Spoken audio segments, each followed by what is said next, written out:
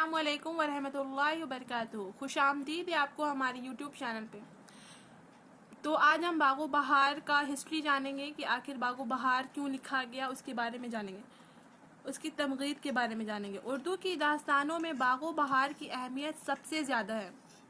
یہ کتاب میر امن کی لکھی ہوئی نہیں ہے، یہ ایک فارسی درویش کے چہار درویش سے لیا گیا ہے. چہار درویش کے مصنف امیر خسرو ہیں. جب امیر خسرو کے استاد نظام الدین اولیاء بیمار پڑ گئے تھے تو انہیں خوش کرنے کے لیے امیر خسرو نے انہیں کہانیاں سنانا شروع کی. قیام کا مقصد کیا تھا؟ انگلستان سے ہندوستان آنے والے افسروں کو ہندوستانی تہذیب روشناس کرانے اور ہندوستان کی زبانوں کو کسی حد تک سمجھنے اور بولنے کی تعلیم دینے کے لیے اس اردو کی کتاب کو لکھا گیا تھا. اس زمانے میں ہندوستان کی مادری زبان اردو تھی. حیدر بخشی حیدری، شیر علی افسوس، للو رام جی، میر امن فورٹ ولیم کالج کا انٹرویو پاس کر کے آسان اردو بھاشا میں کتابیں لکھی جو انگریزوں کو سکھایا جا سکے. فورٹ ولیم کالج کے ہیڈ ماسٹر کا نام لارڈ رچرڈ ویلسلی ہے. فورٹ ولیم کالج کے پہلے پرنسپل کا نام ڈیوڈ براؤن ہے. فورٹ ولیم کالج کولکتہ کے فورٹ ولیم قلعہ میں ہے. اب آئیے ہم باغ و بہار کے خلاصے کے بارے میں جان لیتے ہیں. ملک روم کا بادشاہ آزاد بخت بوڑھا ہو رہا ہے، لیکن اس کا اولاد نہیں ہے جو اس کے بعد تخت و تاج کا وارث بن سکے.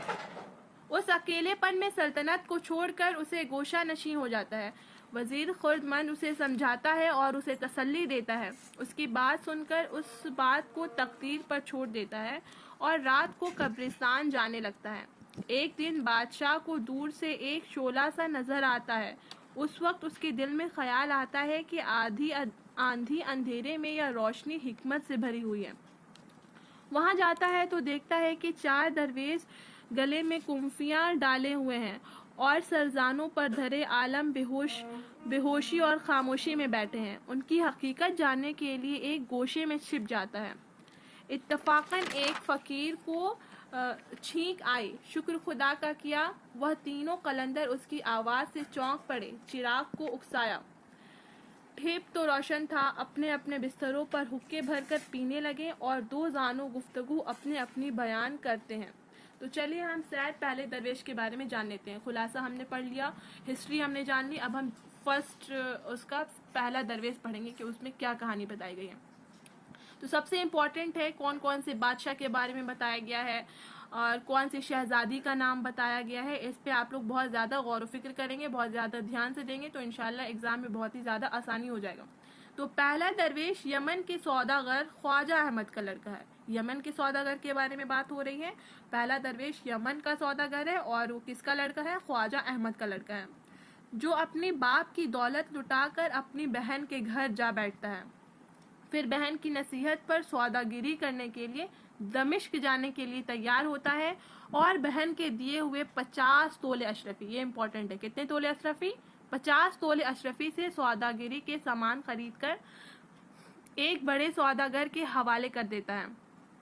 پھر خشکی کے راستے دمشق روانہ ہو جاتا ہے اور جبکہ سوداگر دریا کے راستے آتا ہے، جب دمشق پہنچتا ہے تو رات بہت ہو چکی ہوتی ہے، اس لیے اسے سہرے پناہ کے دیوار تلے رات گزارنی پڑتی ہے.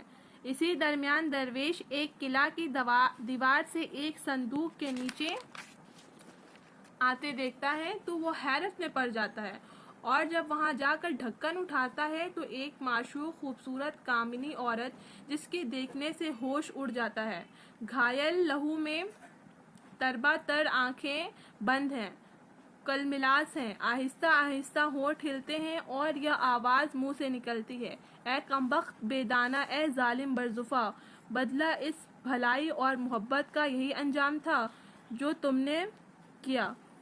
سب گزارنے کے بعد اس دوسرے صبح کو اپنے ساتھ درویش لا کر ایک گھر کرائے میں اور عیسیٰ نامی حسرہ سے جو جراحی کے فن سے خوب واقف ہوتا ہے اس کو علاج کرواتا ہے. یعنی کہ وہ دیکھتا ہے تو صندوق میں ایک شہزادی نکلتی ہے تو وہ اسے لے کر کے جاتا ہے صبح میں اور اس کا علاج کروانے لگتا ہے. اس اس حریق کے بہنے پر درویش ایک یوسف نامی سوداگر کے پاس جاتا ہے اور سوداگر کو دعوت دیتا ہے۔ یوسف اپنی محبوبہ کے درویش کے یہاں آتا ہے۔ شہزادی یوسف اور اس کے محبوبہ کو قتل کر کے غائب ہو جاتی ہے، پھر بہت تلاش کے بعد ملتی ہے اور پہلے درویش سے شادی ہوتی ہے، پھر غائب ہو جاتی ہے، جس کی وجہ سے پہلا درویش خود کو پہاڑ کی چوٹی سے گرا کر ہلاک کرنا چاہتا ہے۔ اس وقت ایک سبز پوش سوار منہ پر نقاب ڈالے اس کا ہاتھ پکڑ لیتے ہیں اور اس کو نوید دیتے ہیں کہ تھوڑے دنوں میں روم کے ملک میں 3 درویش تجھ سے ایسے ہی صورت میں بھیگتے ہوں گے اور تجھ سے ملاقات کریں گے، اور وہاں کے بادشاہ کا نام آزاد بخت ہے اور اس کو بھی ایک بڑی مشکل درپیش ہے۔ جب وہ بھی تم 4 فقیروں کے ساتھ ملے گا تو ہر ایک دل کا مطلب اور مراد جو ہے وہ منسوخ حاصل ہوگی۔ بس لاسٹ کچھ شعر سے ختم کرنا چاہیں گے۔ پہلے درویش عنوان کے تحت کچھ اشعار ہیں۔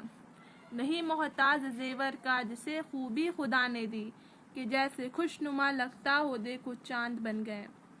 دوسرا شعر یہ ہے کہ اس درد دل سے موت ہو یا دل کو تاب ہو، قسمت میں جو لکھا ہو الہی شتاب ہو۔